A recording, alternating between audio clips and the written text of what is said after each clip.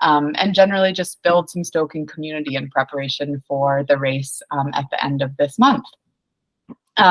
For those of you who don't know me, my name is Rachel Cohen.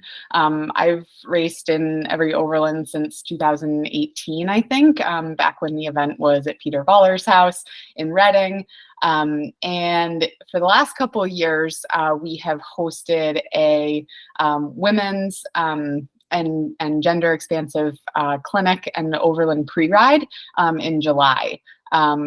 For a variety of reasons, it didn't work out to host one this year. And Ansel and I got together in the winter and talked a bit about how while the weekend in West Windsor is really awesome, it also means that folks that are local to the area are really only able to access it. So we put our heads together and thought about a totally new format and came up with this, where we would record 3 educational modules leading up to this live webinar. So we want to start just by saying thanks so much for kind of taking a chance on this new format and spending some time with us to check out something new that is totally different for us and might be new for you as well. We're really kind of interested to see what the feedback is from folks related to like how much you're able to get out of this kind of format versus being in person. So thank you for being here. A couple housekeeping things. We'll ask that participants at this time would mute yourselves if you're not already muted.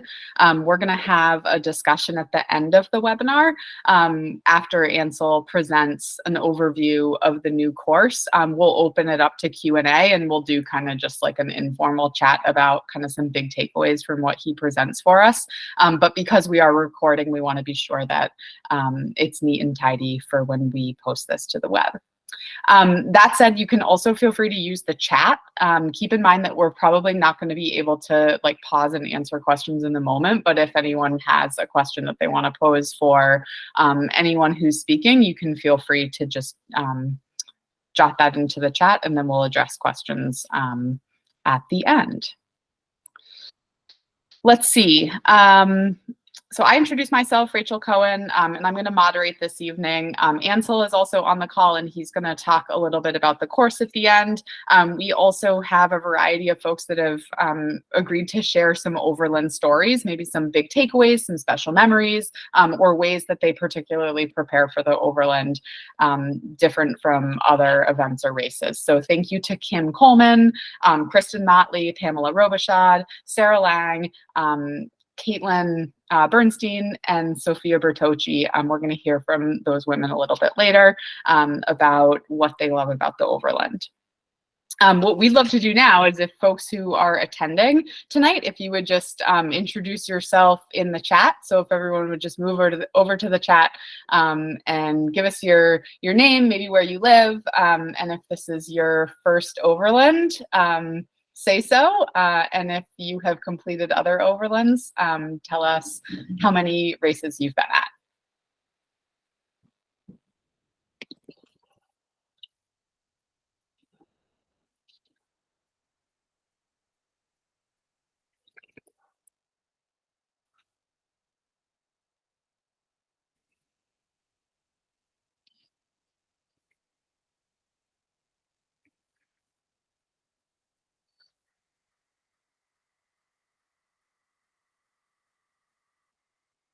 Awesome. Hi, Laura. Jericho, right down the road. Welcome. First gravel race. That's awesome. Congratulations on picking a fantastic one.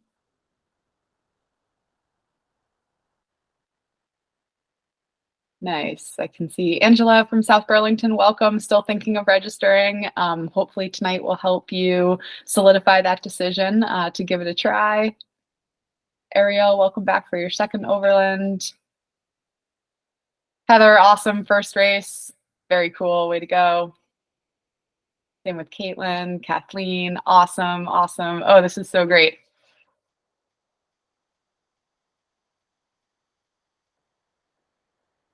Nice. Same with Veronica. Awesome. Great. So we definitely have a lot of first timers. That's fantastic. I've also received a bunch of emails over the last couple of days of people who are going to be brand new to the Overland this year. And Ansel, I don't know if you collect that kind of data at all with registration, if you've done Overlands before, how many, who's new, but the Overland always brings people out for like their very first event. So if this is the first time that you're going to be towing the line, congratulations on making the commitment to train for this event and sign up for it and come. It's a really brave thing to do. And I just want to start by commending you for that. It's awesome.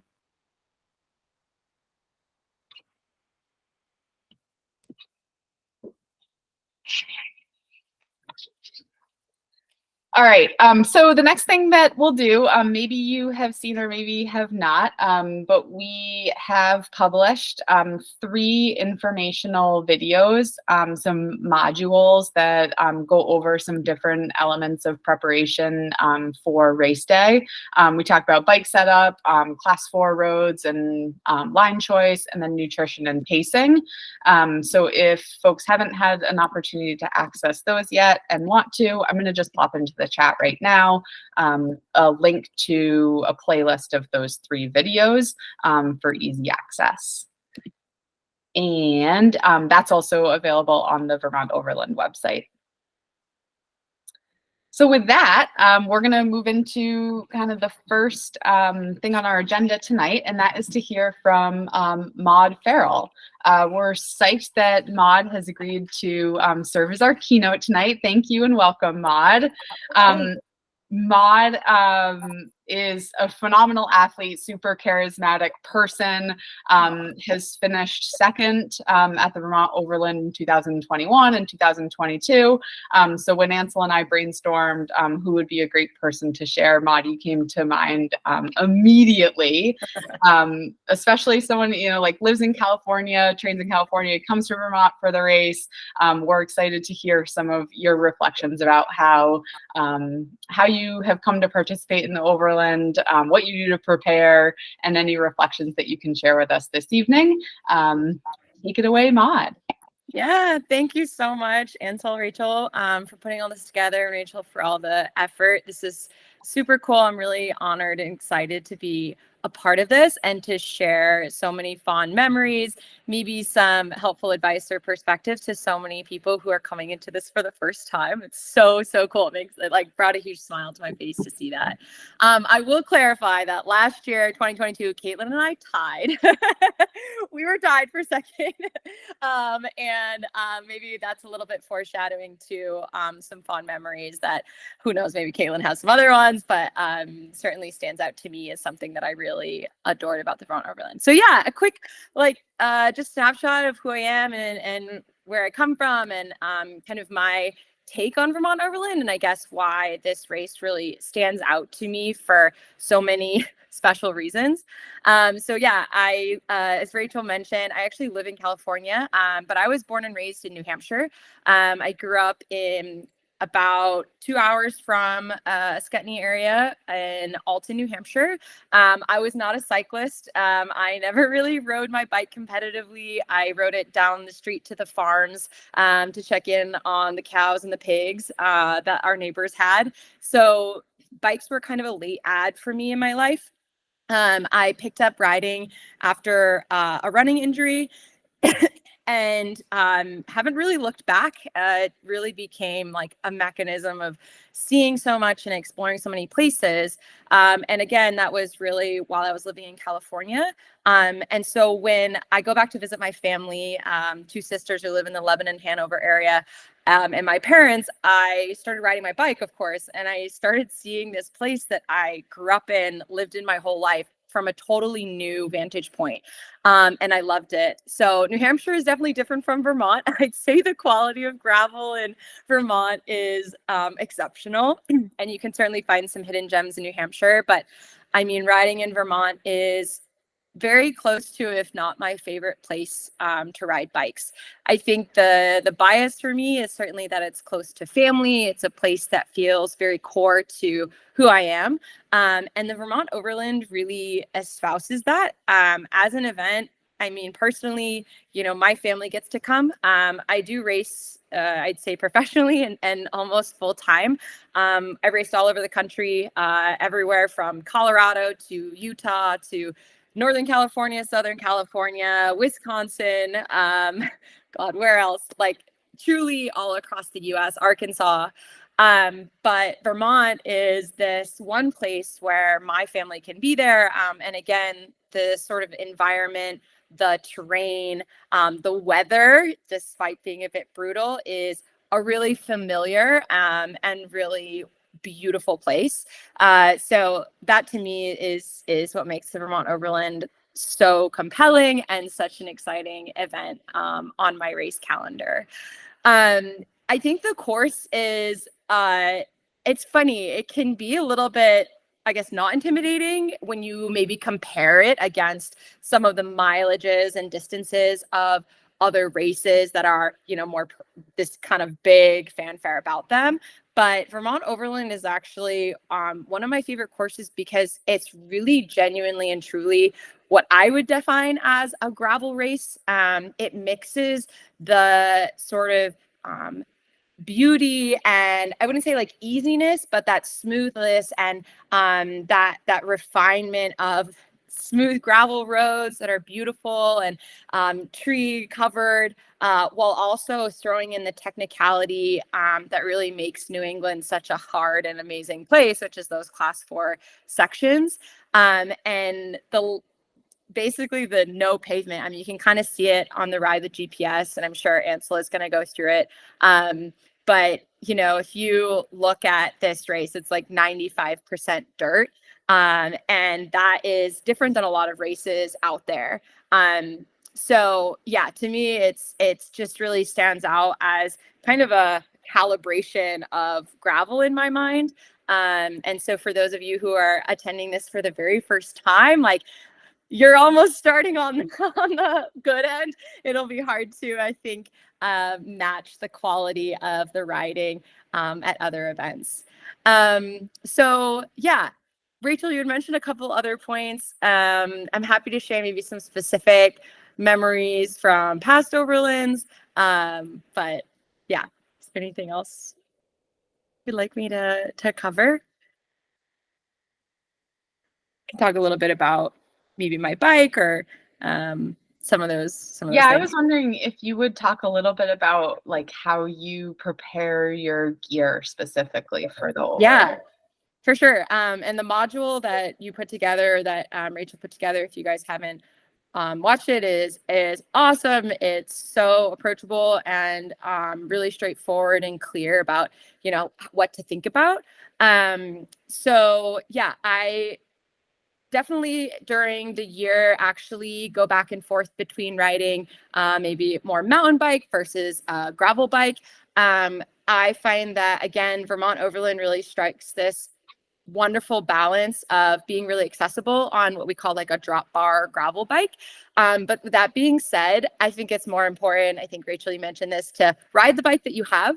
And really think about, it's okay. Don't stress about it. I stress about my bike prep all the time. And I think that can sort of get in the way of really enjoying the bike that you have to ride. So that's kind of the big overshadowing idea that I definitely want to emphasize. If you had a mountain bike, you should come. If you have more of a road bike or cyclocross bike, you should come. Don't let that kind of thing, I guess, get in the way of really enjoying the course. There's always a little bit of a flavor of a bike that you're like, dang, I wish I had that other one at this point. So with that being said, I do ride a drop bar bike, so a gravel bike. I do also run 700 by 40 mil tires. I find that width is really comfortable, inspires a lot of confidence on the class 4, but still rolls really solid and smoothly when you get to the more hard packed and faster like road gravel sections. I like to run a little bit of a beefier tread. I personally find a lot more confidence when I feel like there's grip and stability in my tires. So I actually overtread compared to many other people. I also find that the tread can help with punctures, and kind of allows me to run a little bit of a softer PSI, which I also really prefer, as again, when it gets really muddy, sometimes that lower PSI can really help in those slick, slidey sections. A little bit of a softer PSI, maybe 1 to 2 points below what you'd normally run, can give you just a little bit more traction, and of course the confidence that you need to descend. So yeah, I definitely recommend, as I think Rachel said in some of the units, like, try it out, try a couple different things, see how you like it. But when it comes to Friday before race, make your plan and be happy with it. Don't second guess. Don't look at what other people are doing, and try not to get too distracted by maybe what you're hearing around you. Remember that what you know and what you're familiar with is more important than the right answer, or whatever, other people are doing. I have to remind myself of that as I line up next to these people I compete against. Like, oh God, what did they do? What did I not do? Oh no.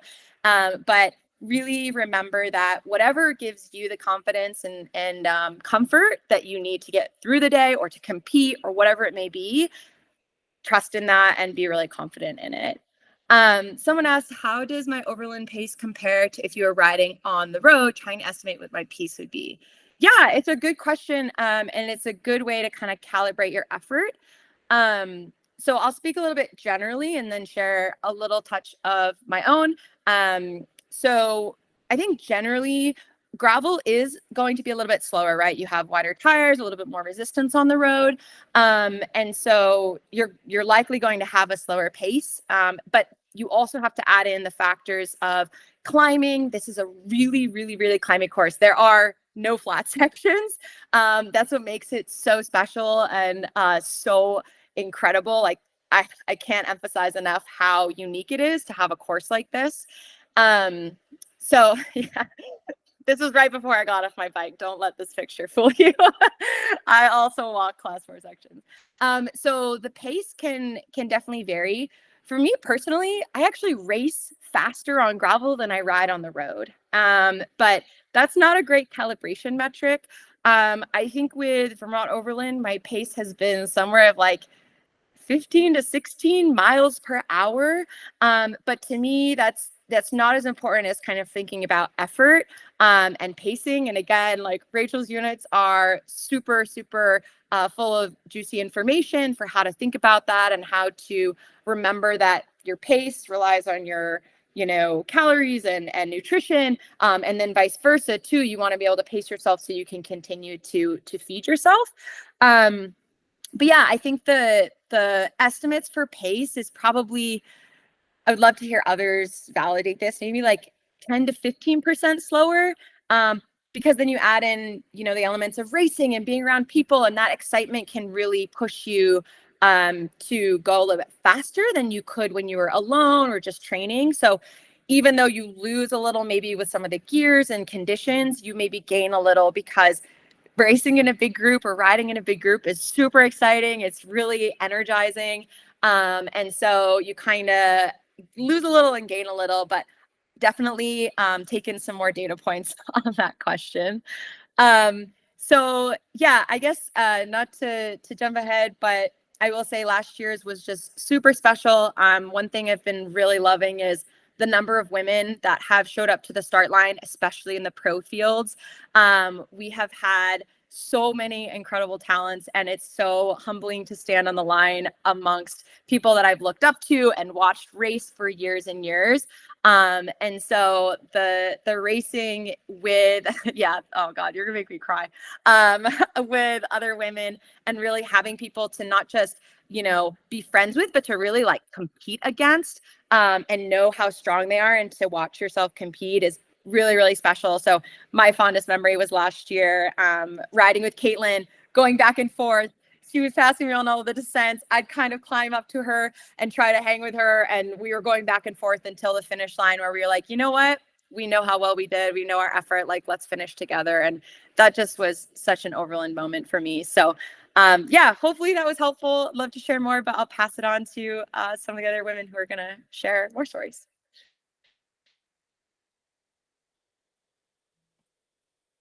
Great. Thank you so much, Maud. So we are going to move into some other sharing here. And we've got our 5 other women that are going to give some little snippets of their experiences and a couple tips that they might give to both newbies and to folks that are experienced overland riders but might be looking to pick up a new trick. Before we do that, though, we are super lucky to have some swag donated.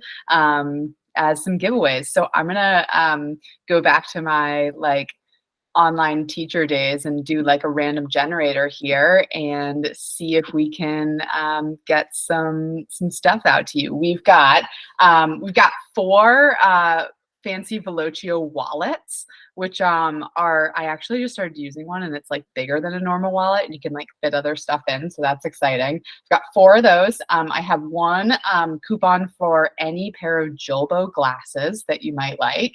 You can order off the website. We have a bag from Class 4 Designs, which you can pick up at the Overland with Ansel, a set of Bivo bottles, and then arguably the most exciting items are 5 creamy coupons for the Brownsville Butcher and Pantry.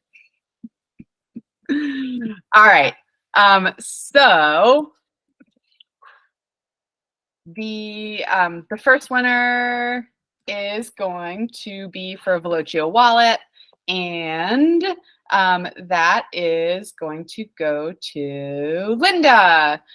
Linda, if you guys, so for each of you, if you wouldn't mind just like unmuting yourselves and being like, yes, I heard you, and I will come find you at the Overland to get this, that would be really helpful.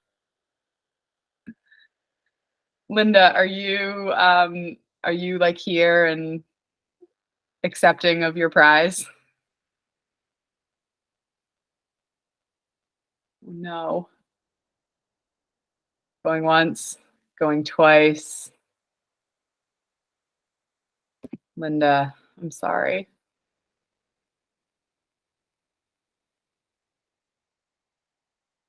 Nicole.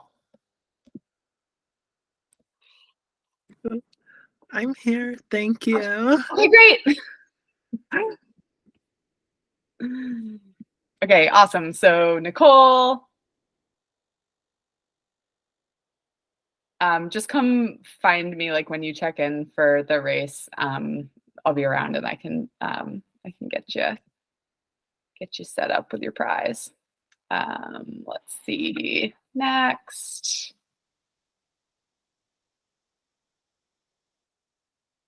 We've got Caitlin Emmons. Thank you. Okay, awesome. And then we've got Roxy. Hello there. Hello there. Congratulations, Roxy. And then, thank you very much. You're welcome. And then last is Angela.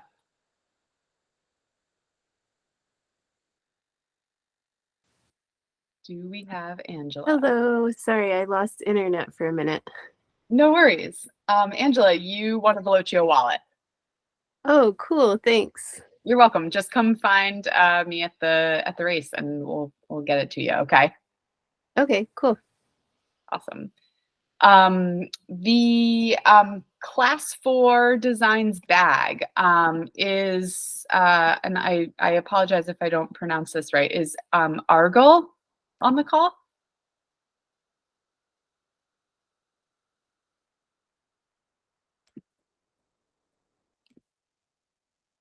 I think they said their name was Lisa in the chat. Oh, great, Lisa. Walsh? Yeah. Lisa, are you here? Oh yeah, great. Okay, awesome. Lisa, I got you down for the Class 4. Same thing, come find me, and we'll get you all set up, okay?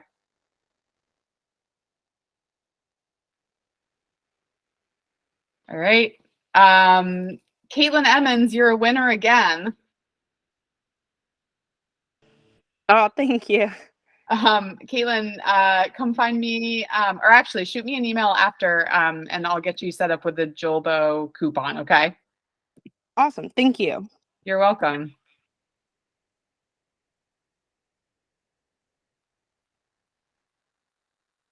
And Veronica. Thank you. Veronica, you're gonna you're gonna get the Bivo bottles. So also if you would just email me for your coupon, that would be awesome. Okay, thanks. You're welcome. And then let's do a couple creamies for the Brownsville Butcher and Pantry. Mary, you're gonna get a creamy coupon for the Brownsville Butcher and Pantry.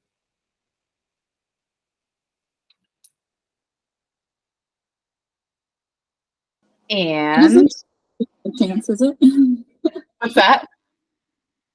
It's not Marcy by chance, is it? Is Mary on here?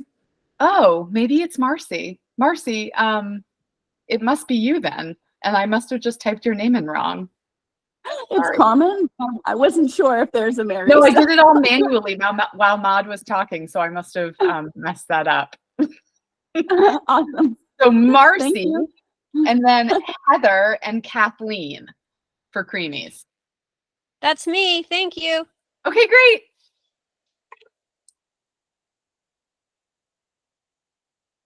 All right. Thanks, everyone. And thanks again. Yeah, Julbo, Velocio, Class 4, Bivo, and Brownsville Butcher and Pantry set us up with some goodies. So thank you. All right, so we're going to do some Overland stories here. We've asked, or rather, these 6 women have agreed to share just a little snippet of maybe like one of their favorite parts of the Overland, or something that they do to prepare, or something that they feel like a first timer could glean some wisdom from. So we're going to start it off with Kim, and then it's going to go Kim, Kristen, Pamela, Sarah, Caitlin, and Sophia, and I'll let you just kind of pass it off to the next person. Go ahead when you're ready, Kim. Hi, everyone. Thanks for hosting, Rachel and Ansel, and thanks for the awesome keynote, Maud. So I find Overland really special because I would not say that gravel is my primary discipline. I'm a mom of 2 little kids, and I'm a college professor, and my husband also races bikes. And so we split the year, like 50-50 in terms of training. And my primary focus is on cyclocross. And so the thing that I really love about Overland is it's like this thing that I use to sort of like try to get emergency fitness right before the cyclocross season starts. And what's really special about it for me is that just to echo something that Maud and Rachel have both indicated, like you don't have to have the super fanciest gravel bike. I don't own a gravel bike. I come on my cross bike and I put a front derailleur on so that I have better gearing for all the hills. And I just think last year I rocked 33C chicanes because that's what I have. And it works. It's still an amazing day. And you can sort of, whatever bike you're most comfortable on, you can do it. My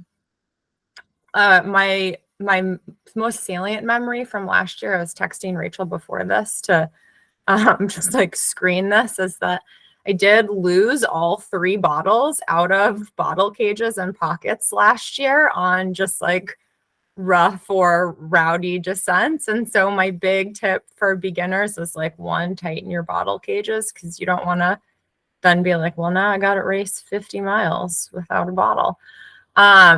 Or wear Camelback. And then my sort of like related tidbit is a friend that I was racing around ended up losing a contact lens and realized she was going to go back to the start, and realized that I had lost my bottles, and sort of handed me all of her bottles and said like, save yourself, I'm done. And so the other thing I love about Overland is really like the camaraderie. Maud echoed this in her description of racing Caitlin, and here I am hugging Caitlin, and I'm obviously exhausted. Look at my face. But really like the camaraderie of other people that are around you. And I really appreciated and loved like the sharing of bottles last year is one of probably my favorite Overland memories. So I don't know, Rachel, if there's anything else you want me to talk about. Yeah, I think like really make sure your bottle cages are screwed on. Don't worry if you don't have the perfect gravel bike. Think about a Camelback if you have that option. The water stops are kind of far and few between, and you want to have a lot of water. And yeah, it's a great event, and you will come out of it with more fitness than you're going into it with, for sure.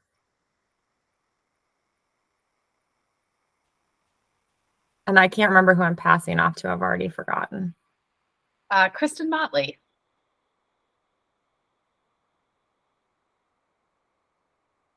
I think Kristen just joined us. Hey, Kristen, welcome.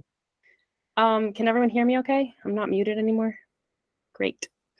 So I rode Overland last year, and to be perfectly honest, I came to the start line like super stressed out. Like I had so much going on in my personal life, and for people who have kids, they know sometimes the babysitter plan like blows up at the last minute, and it's like a scramble. And so I feel like it's important to share that because no matter how much fitness you have going into the event or how much practice or whatever, like you never know how you might feel on the day you wake up. And the cool thing about riding gravel in Vermont is there's so many women that ride gravel now.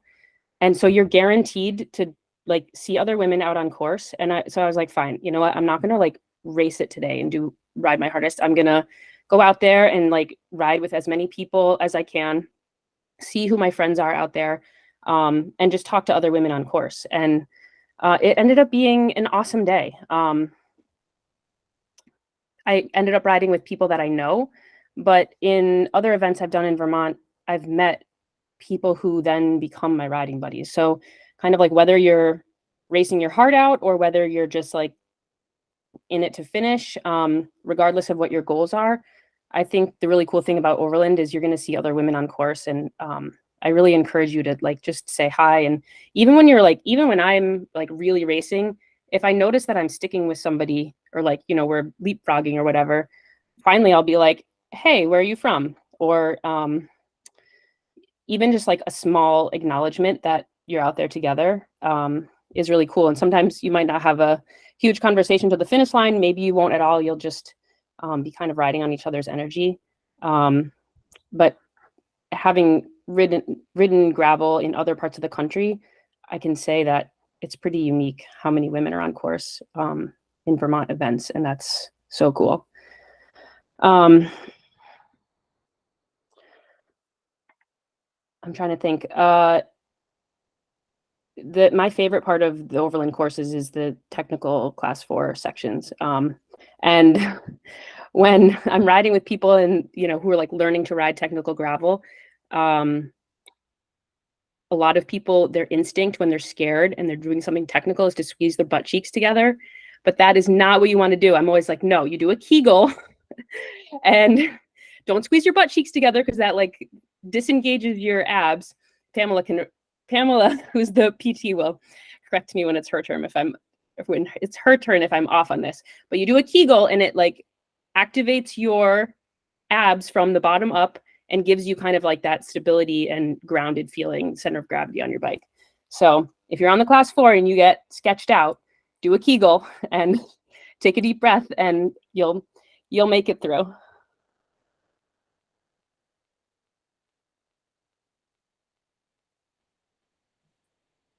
A perfect handoff to Pamela. That's right. Kristen, you also taught me to show my butt to the berm. So there's a theme here. Okay, so I think kind of what I have to offer has a little bit more about some preparation and pre-riding of the course. I'm a middle backish of the packer.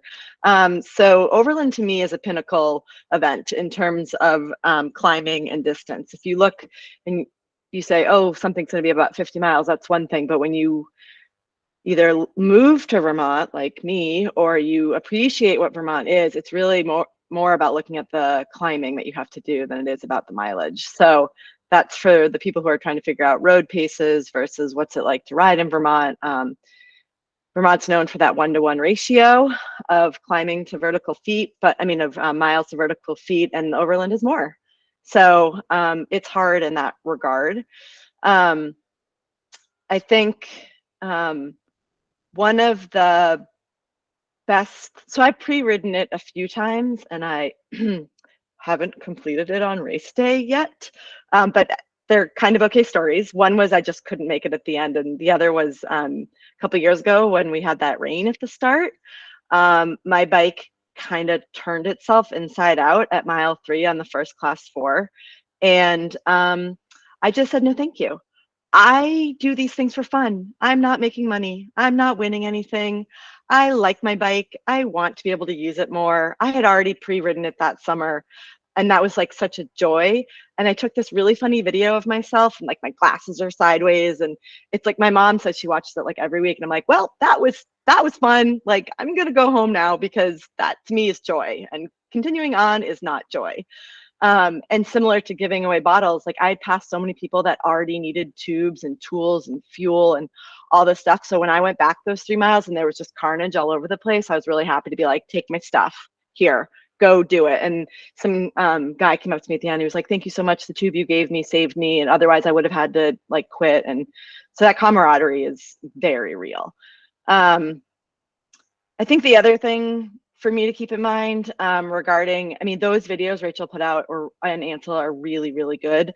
Last year we had a pre-ride and it was like 6,000 degrees.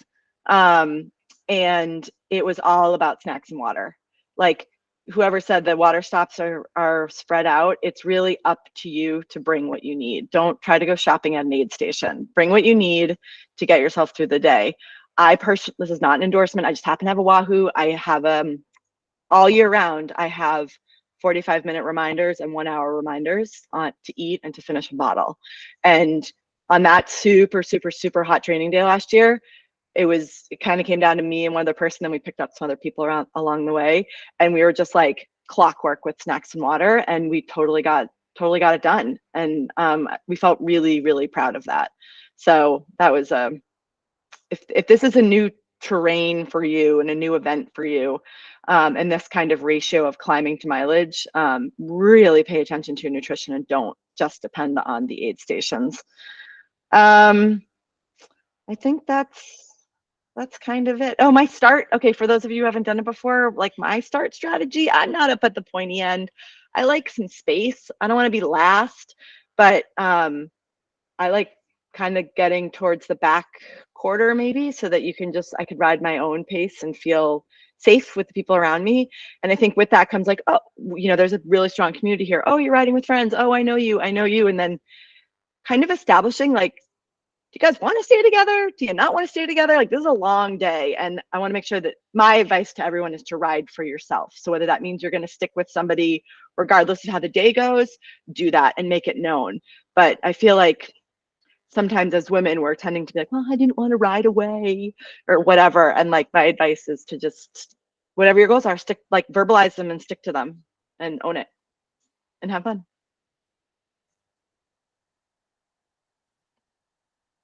It's a ton of fabulous advice. Thanks, Pamela. I don't see Sarah on the call. So unless I've missed her, I'll turn it over to Caitlin Bernstein. Hi, I'm Caitlin. I currently live in Waitsfield, Vermont, which is like a little over an hour and a half north of where Vermont Overland is. And I grew up here. I spent some time on the West Coast and recently moved back home. So really excited to be back in Vermont. And yeah, I love Vermont Overland. It's definitely my favorite gravel race. I grew up doing a lot of mountain biking. And I still love to mountain bike. I've mostly in racing focused on cyclocross the past few years, but still do a decent amount of gravel. And I prefer like not to race for more than like 3 or 4 hours. So to me, Vermont Overland is like the perfect distance. Still super challenging with all of the climbing, but I just find like in a lot of gravel races, I start getting bored, start bonking, just like not enjoy myself as much after 4 hours usually comes around. And I've never felt like that at Overland because the course is just, yeah, super challenging, but super beautiful and engaging. And as somebody with a background in mountain biking and cyclocross, like I just really enjoyed that it's a gravel course that does, reward a rider with those skills in terms of the competition aspect. It's kind of like hard to find that in a lot of gravel races. But yeah, just absolutely love the course. And I've done it 2 years, so last year and the year before that in 2021, and it was a different experience both years. Like 2021 was super rainy, like downpouring most of the race, super muddy. And to me that was exciting because I like racing in the mud, and I have that, but I think that can also be like intimidating. But I think just when you're out there and in those situations, like try to stay relaxed and remember everyone's in the same boat. And yeah, try to keep yourself relaxed and stable. And I did crash that year on one of the descents because things are a little more slick. So it was nice getting to experience the race last year as well, when it was sunny and relatively pretty dry, and the rocks were a bit less slick for sure.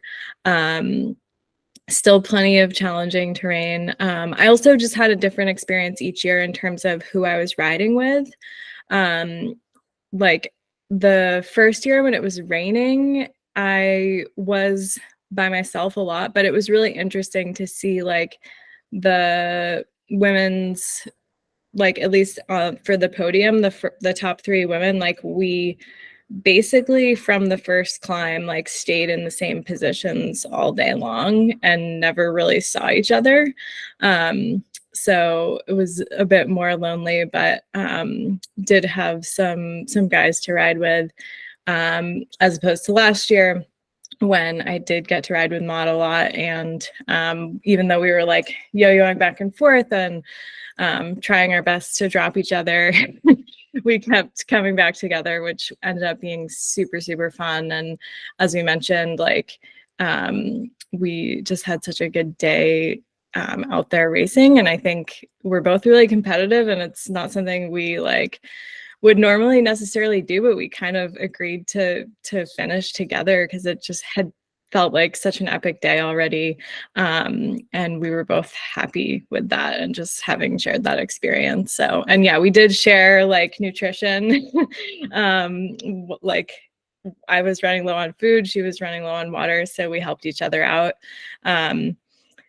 And that is another aspect I think that Pamela touched on well, like definitely bring everything you need. It's always hard to know, but there's some good guidelines out there about how many grams of carbohydrates per hour you should eat when you're racing per your body weight, and how many calories, and just like lay things out before and do the math. And then I would also say try to practice doing that on some training rides, because your body needs to practice like taking in all that fuel. If you all of a sudden take in way more on race day than you're used to, that could cause some issues. So even though it might feel like overkill to eat a ton on training rides, I would definitely recommend doing that.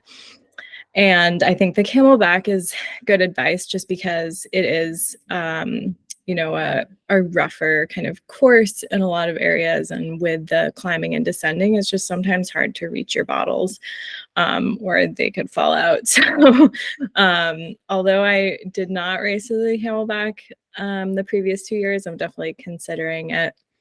And then the other things in terms of preparing and like equipment, I'm trying to remember. I believe that I did ride a slightly wider tire, so like a 45 millimeter tire last year, as opposed to a 40 millimeter, which I would ride mostly and race on in most other races.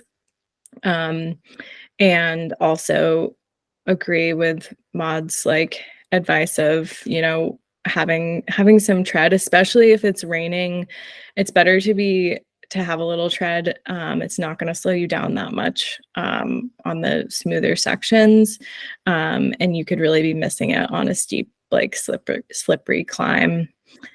And test those things out before you show up to the race. Like test out the tires you're going to run, test out the pressure, make sure that all feels good, and ask different people questions. I think everybody's happy to share about that, and people might have slightly different opinions on things like tire pressure, and sometimes it's good to hear from different people and then also just test it for yourself and make sure. Yeah, the only other thing in terms of equipment and like caveat being, I also used to, like when I first got into racing, I just had one bike. I think I only really had one, maybe two sets of tires for like everything. And so I would just, and I didn't ever change my gearing. So I would just show up on whatever bike I had and it was great. It got the job done. But if you have the opportunity to look at things like gearing, like changing, sometimes it's easier to change your front chainring size on your bike to give yourself a little bit of an easier climbing gear. Like this is a course where that could really help. If you're over geared and have too hard of a gear, sometimes it's really hard on your knees and your back and things like that. So that's something I would look at, you know, if you have the option and the slightly wider tires. I am considering maybe running a gravel fork, gravel suspension fork this year. My gravel mountain bike team is sponsored by Fox, so I have that option. I'm kind of lazy about changing my equipment. I don't do it myself. I have to bring it to a shop. It's a whole thing. So like, I haven't even tried this fork, but I'm like, well, if there's ever a good gravel race for it, it could be Vermont Overland. So maybe I'll put that on this year and finally try it out. But yeah, all in all, like love the race and just the community aspect and, you know, getting to hang out with everyone at the finish, enjoy awesome food, and just have a good time and good vibes all around. So really looking forward to another good Vermont Overland coming up soon. Thanks so much, Caitlin. And our last sharer is going to be Sophia. Hi. So I moved to Brownsville in 2004. And so I kind of consider the Vermont Overland my home course. And it's really the only event that I do anymore. The first time I did the Overland, well, I've done every Overland except two, I think. So I did the very first one, which I think was 2009, that started and finished like in downtown Woodstock. And I had no idea what I was getting into. Like a friend of mine said, oh, I was a road rider and I had moved here from Massachusetts. So like flat and pavement was what I was used to. And a friend of mine who I had met through riding here was like, oh, there's this new race coming up. It's going to be really fun. So I borrowed a cyclocross bike. No idea what I was doing. Like got on these class 4 roads and I was like, barely able to stay standing.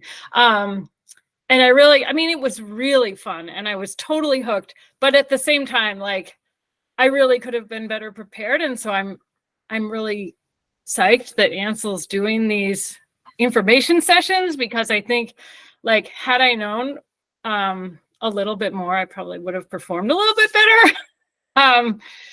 But what I would say, so, like, I've been riding in this area on these roads for a long time. And I guess things that I would just recommend: if you see something that's really sketchy and you're not sure you can ride it, like, if you're new, don't be afraid to walk, because I've had a lot of crashes trying to maneuver things that I really wasn't capable of doing.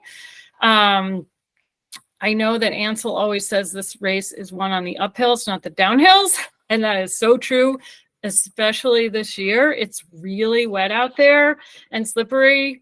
And if you have to get off your bike to get through a short section, that's really not going to cost you a lot of time, but a crash really can.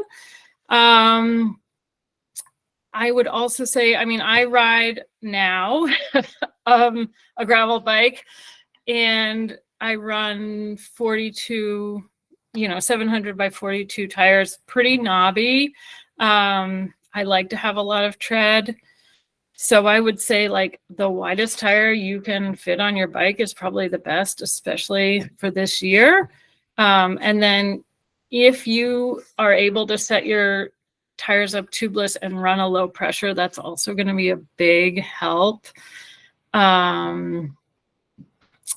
Yeah, everybody has talked about the community with the Vermont Overland, and I just find that that's so true. Like, it's such a feeling of camaraderie out there, because everybody's kind of, you might lose your water bottle, or you might not have packed enough food, and people really help each other.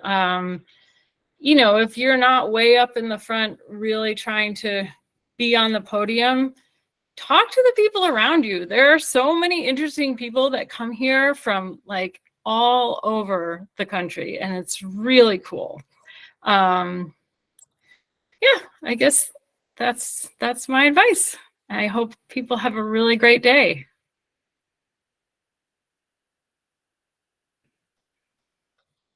Thanks, Sophia.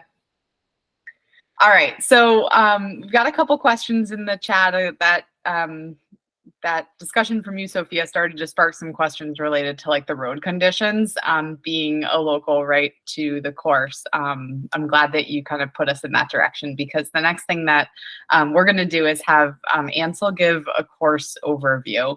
And we mentioned right at the beginning that the course is still not finalized, in large part because the roads have been impacted quite a bit over the last month. And this is kind of in event planning. The last 3 weeks or so is the time where, like, all the different towns start saying, okay, like, here's actually the, what you need to know, and da da da. So Ansel's kind of working with a lot of different communications at the moment, which he'll speak to in just a second.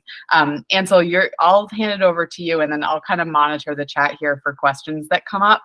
And then once Ansel's finished with just a very objective overview of the course, we can certainly just kind of have a more free-flowing discussion where folks can ask Ansel questions and or ask any of the people who've presented so far, like, okay, so just hearing that, now what would you do in order to prepare? Go for it, Ansel.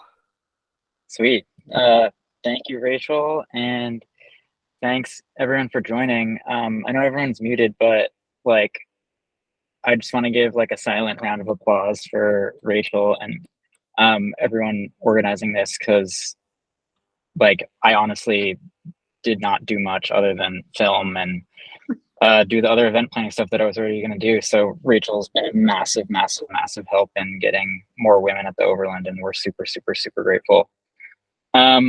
Yes, as Rachel mentioned, this course is not finalized.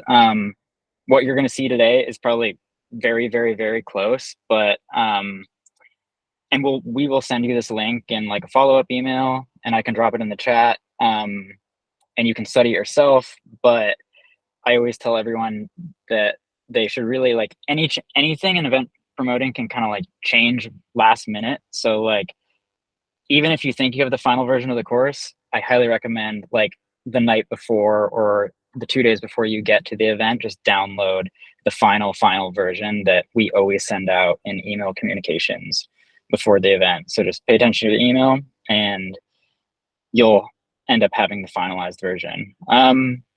So this is the course. The Overland has always been around 40 to 60 miles. It's on the shorter end of most gravel races, and we like to keep it that way. We don't offer a shorter option. We don't offer like a crazy long option because we pride ourselves in that we're defined by this course and it's the Overland. And by defining it that way, it makes it, we figure we're picking a distance that like most people can do, even though it might be really hard, but it's cool to see people finish that challenge. And Rachel and everybody's helping a lot of people do that. So I'm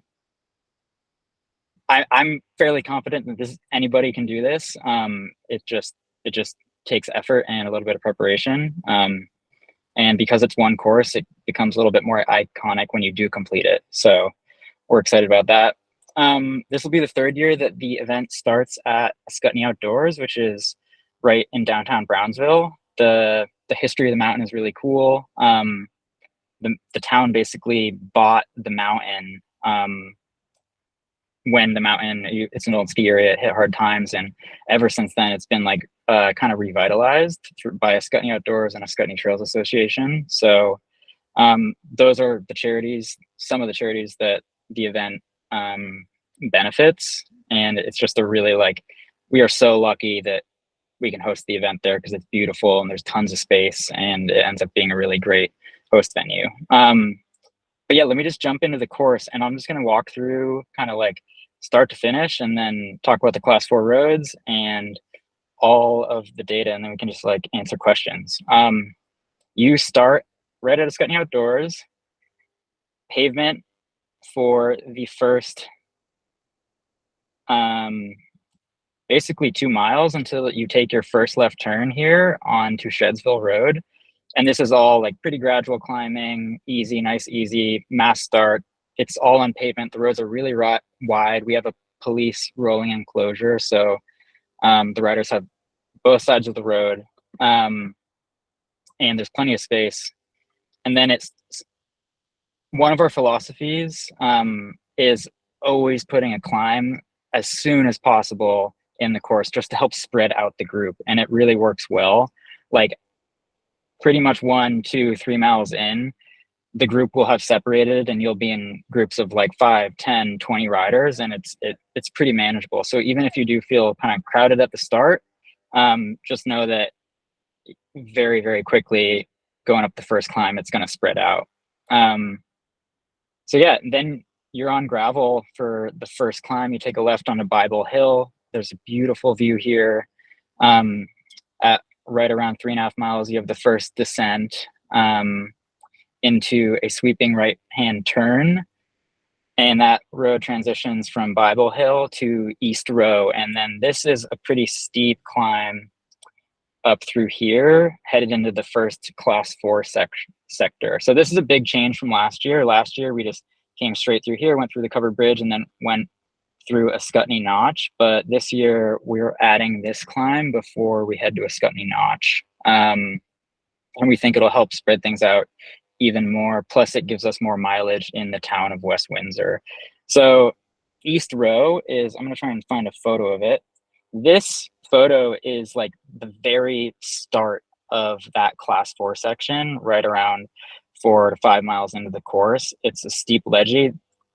Previous years, we've come down it, and it's been the last class 4 on course. And this year, it's going to be the first class 4. So that class 4 is relatively short. It's a short, you climb up to it, and then it's a short little climb, and then kind of like a nice descent down to Rush Meadow Road. And the whole distance is of that class 4 is just about 3,000 feet, so almost a mile. sorry, as I manage right with GPS here. Yep, you take a quick left on Rush Meadow, another left onto Route 44. You're back on pavement now. And by the way, when you go play around with the course on the GPS, you can tell the surfaces by the color or like the texture of the line. Like a solid red line is pavement. A red line with dashes on it is just normal gravel that's maintained by the towns. And then these black lines with dashes are all class 4 sections. So you're on pavement again. This is a beautiful section of pavement, awesome view of the mountain. You take a right onto a Scutney Notch, or Kimball Farm Road as it's called, and then you climb up to the second class 4, which is Scutney Notch. And this one, I'd call it pretty similar in difficulty to East Row.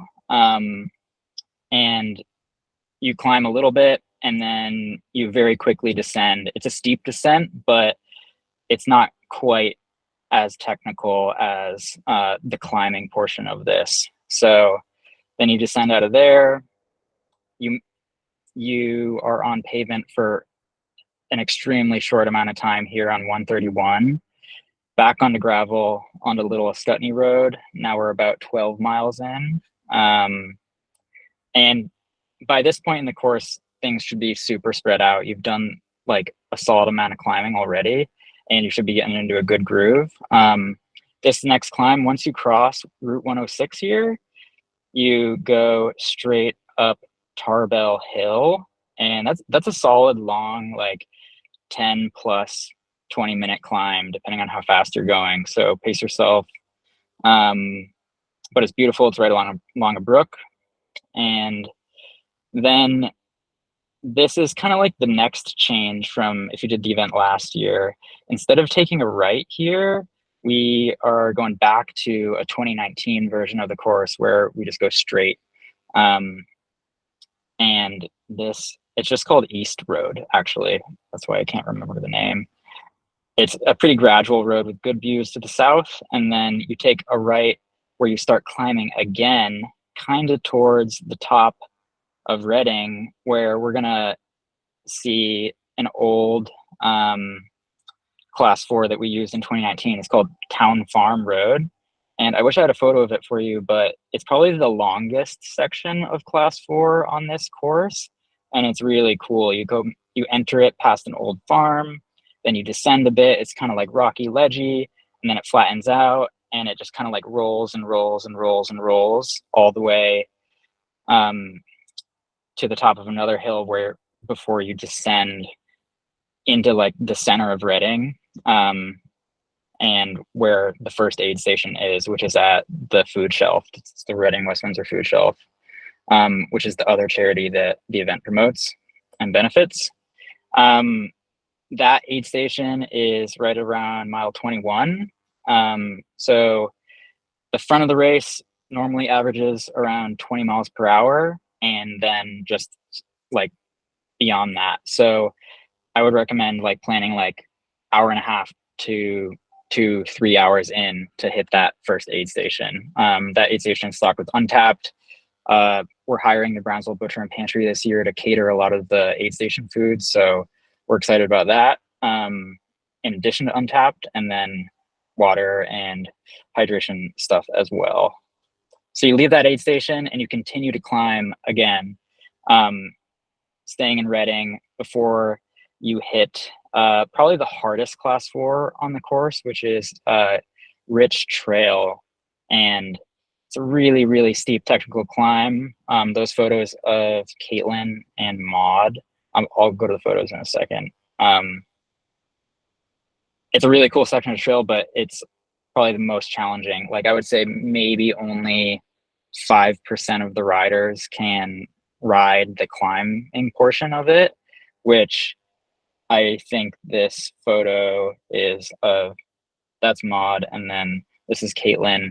Not only passing plenty of guys who are walking their bikes, but also some other pro women. So it just shows her skill right there, navigating that section of class 4. And then in 2021, it was so wet and rainy that even this is the lead group of the men's race, like hiking up that part. So that's by far the hardest, most technical part of the course. And it also comes at a point where you're kind of like in elevation wise, you're at the height of elevation. So after that, you're on Brown Schoolhouse Road for a while, which was just normal gravel. And then it kind of slowly transitions into more class 4. And then this is another change from last year. Instead of continuing down Noah Wood and then Pope Road, or Pope and then Noah Wood Road, we're going to take a right on Kittredge pasture. And this is just a really cool kind of like mellow-ish medium level class 4 that's kind of just like a nice, fun, flowy downhill to where you descend to Bailey's Mills Road. And then if you did the course back in 2019 or before when it was at Peter's house, the next kind of like 4 to 5 miles is what used to be the first 4 to 5 miles of the course. And it's really cool, beautiful section. You go past some iconic farms and Jenny Hill and all that stuff. And then once we're back in West Windsor, this is another class 4. It's actually a legal trail that we're excited about that's new. It's called Jaquith Road, and it kind of drops you at the top of Rush Meadow Road, which is like this beautiful, long, sinuous descent, super smooth.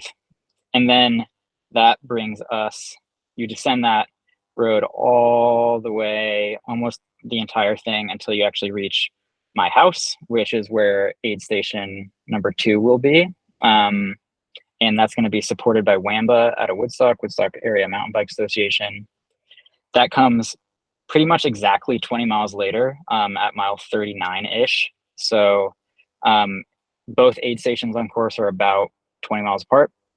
And then you have the elevation profile doesn't look like there's as much climbing as the first part. Like you definitely get the longer climbs out of the way in the first half, but the last kind of third of the course is where like your fatigue will start to compound and these shorter kind of steeper climbs really start to sting. So don't let this elevation profile fool you in terms of like challenge. Like a lot of these climbs towards the end are really short, really steep, and it's just a challenge.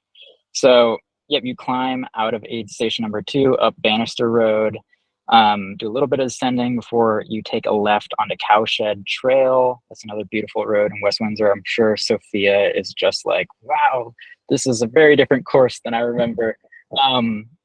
And then we descend Silver Hill. We're on Jennyville for a little bit before taking a right on to Morrison Road. And I know you guys don't probably know the names of these roads by the top of your head, but these are all just like beautiful, sinuous, like maintained gravel roads. And after Morrison, you're on pavement for a tiny, tiny little bit before you take a right on Farm Road and then hit the final class 4 of the course, which is Town Highway 21. This is another new one, and I'd also call it kind of like easy to medium level, where it starts out kind of flat and then it's just like a nice sinuous flowy descent before you're back on gravel. And then due to the flooding this year, we kind of had to find some more mileage towards the last part of the course to make it right around 55 miles. So we're going to include some of these new roads, partially in Windsor, but mainly in West Windsor, that we're really excited about. They're stunning. This, you continue on Stunt Road. You actually have a view of an old prison down to the left that is stunning. You look at it and you wouldn't think it's a prison, but then you realize it is. It's kind of funny. And then you descend Stunt Road, beautiful view of the mountain again to the south, and then take a right on Coon Club, which is kind of like the final gravel stretch before you're back on pavement and basically descending to the finish. This section of Coon Club, if you can look down here at the elevation profile, is just this series of really steep and really short climbs where you end up having a lot of momentum coming into the climb, and it almost looks like you can kind of like coast and roll over it, but it's not quite. But we're really excited about that. I think it's going to be a fun challenge in addition to the course. Yeah, and then you finish Coon Club and you're back on Brownsville Heartland Road, which is that first paved road you started out on. And you're just descending. You have a beautiful view of the mountain right into town. You head right into town and then you take a right over a pedestrian bridge by the Holiday Inn Hotel. And then similar to the last 2 years, you kind of climb up around the hotel and then you dip into some single track, kind of as like a finale, but it's not technical. It's really fun and flowy, smooth grass single track before you kind of like end right back up at Ascutney Outdoors. That's a course.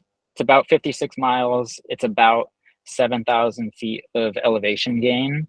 I never trust the route GPS or Strava elevation, especially in Vermont, because like their map data doesn't actually calculate the climbs in some of these like unmaintained class 4 road sections as well as it should. So just know that it could be anywhere between 6,500 feet of elevation to 7,500 feet of elevation gain. And I would say that's a pretty good estimate.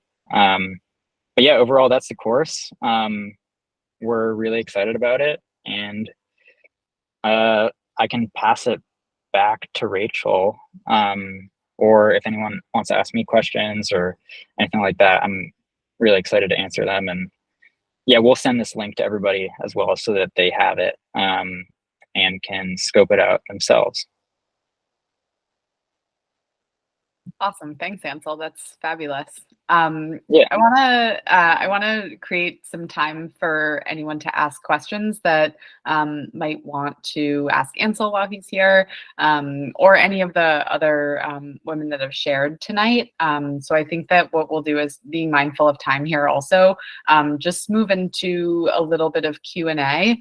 And I would ask that when folks are responding, we can just do it kind of informally, but try to not necessarily repeat something that's already been said, but we'll just kind of try to get folks' questions answered and get people on their way for their Sunday evening. So does anyone want to unmute themselves and ask a question?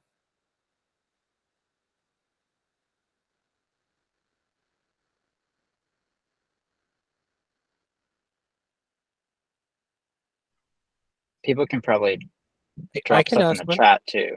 But go ahead, Roxy. Great, go ahead, Roxy. I think you already answered this in the course overview, but I'm assuming that the new configuration avoids that bottleneck at the first class 4 pretty well, it looks like. Would you agree with that? You're on mute, Ansel. Sorry about that. Thank you.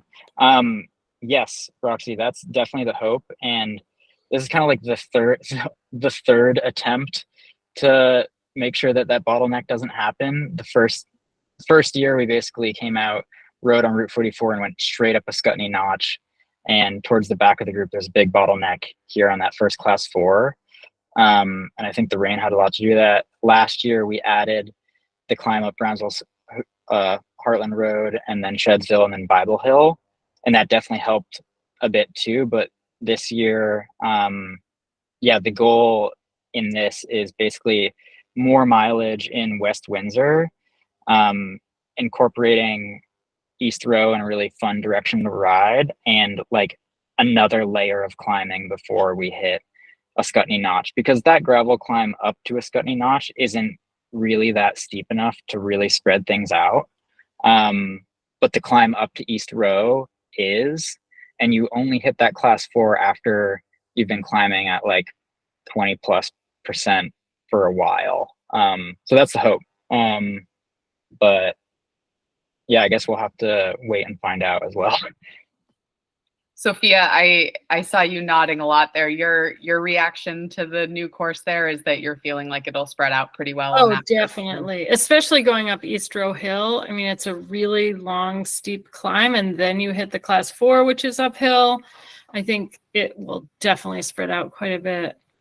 Yeah, I think like there could still be a bottleneck at the start of that class 4, but I don't think it'll be because density of riders. I think it will be because just like the most technical part of that entire section of class 4 is like right as you enter it. So it'll be a good opportunity for people with bike handling skills to like get an advantage there and then like get over the top and start descending. And then if you have to unclip it, you're going to lose some ground here. But West Windsor has kind of improved the entrance a little bit, so it is rideable, and it's like a mile away from my house. I run it with my dogs every day, so I think it'll be a fun direction to go.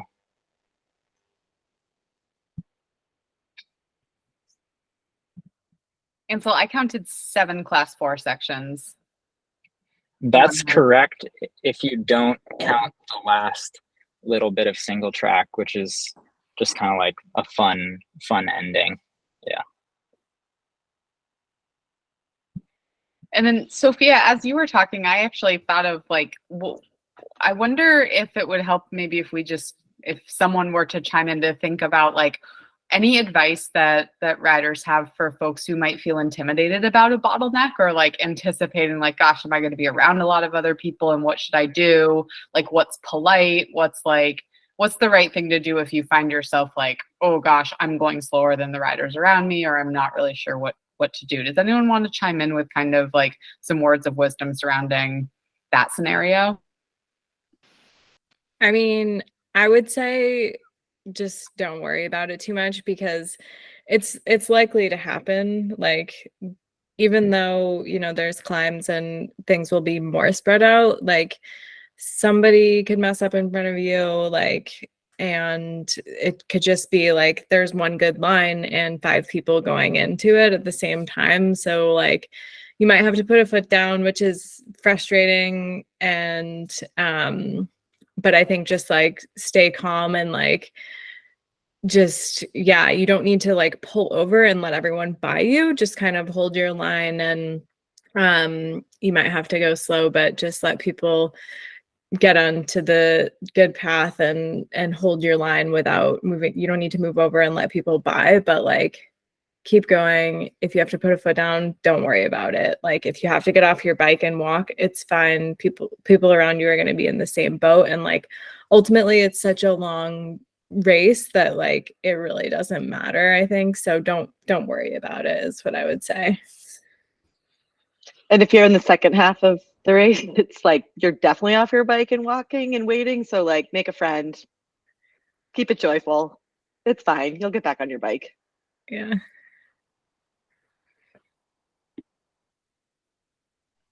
I'm going to chime in, and I'm just reading back through the chat real quick.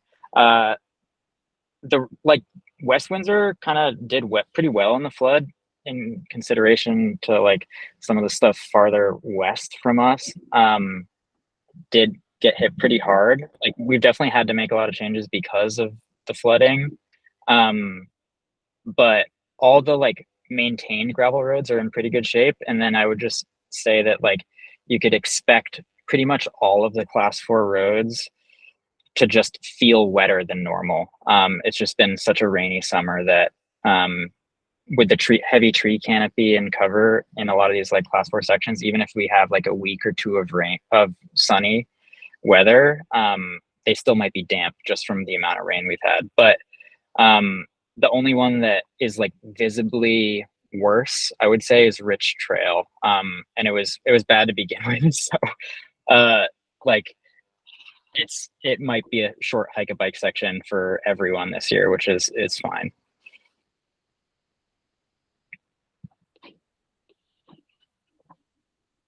Great. We have time for one more question if someone would like to chime in with a question.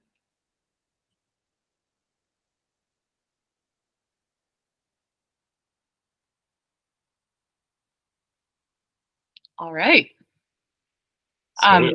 There's a question that's like about the aid station being like a bottleneck. Oh, sorry, I missed that one. Thanks, Kim. Which I didn't experience that, but I did hear that from people, and I think it just is like a reiterate, carry everything you need. Yeah, like I'll be the first to admit that was a massive problem last year, mainly due to how hot it was. And just like the flow of riders to like the amount of water riders needed at the aid stations like created a bottleneck towards probably like the last third or half towards third of the race. But we've taken a lot of measures to alleviate that this year. Plus there's 500 less riders this year than last year. So we did that on purpose just to try and improve like the rider experience and the impact to the towns.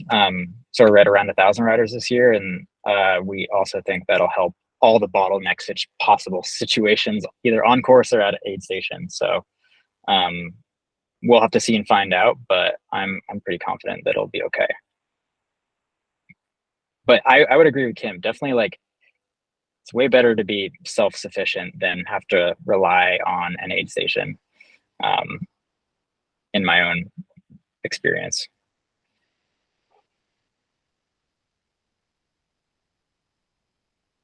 Awesome. All right. So I'm going to start to wrap us up. Thanks everybody again for your participation tonight, for sticking with us for the long haul here through talking over all different aspects of the Overland. And I also just want to thank all of the incredible folks that have donated their time tonight to share their wisdom and experience. Really, really helpful all around. And I know that we're going to see more people feeling confident and excited to show up on the starting line in a couple weeks. So thanks very much to all of you. The last little plug that I'll give is that, you know, we are doing this because we want people to be prepared. We want people to be connected to this community, and we want people to show up confident on race day. So if there's anything that I or Ansel or I'll volunteer any of these women also on the call that you want to follow up with, I can certainly field questions in the next 3 weeks, and I can certainly put you in touch with anyone that might have sparked something for you that you want to follow up with specifically. The last little piece here, we're just going to keep the call open for anyone who might be interested in riding with a pace group on race day. For the first time ever, we're really psyched that Ariel and Sophia have volunteered to ride at a pace throughout the day that will have them overall finishing in about 11 to 12 miles per hour. So if you're interested in targeting that pace as well and would like to meet Ariel and Sophia, I'd invite you to stay on the call. But everyone else, thanks very much for being here, and have a good night. Just want to echo Rachel's thank yous. Yeah, super grateful for everyone here and excited to kick things off shortly. Thank you, everyone. So Thank excited to meet you. all soon. Thanks for hosting.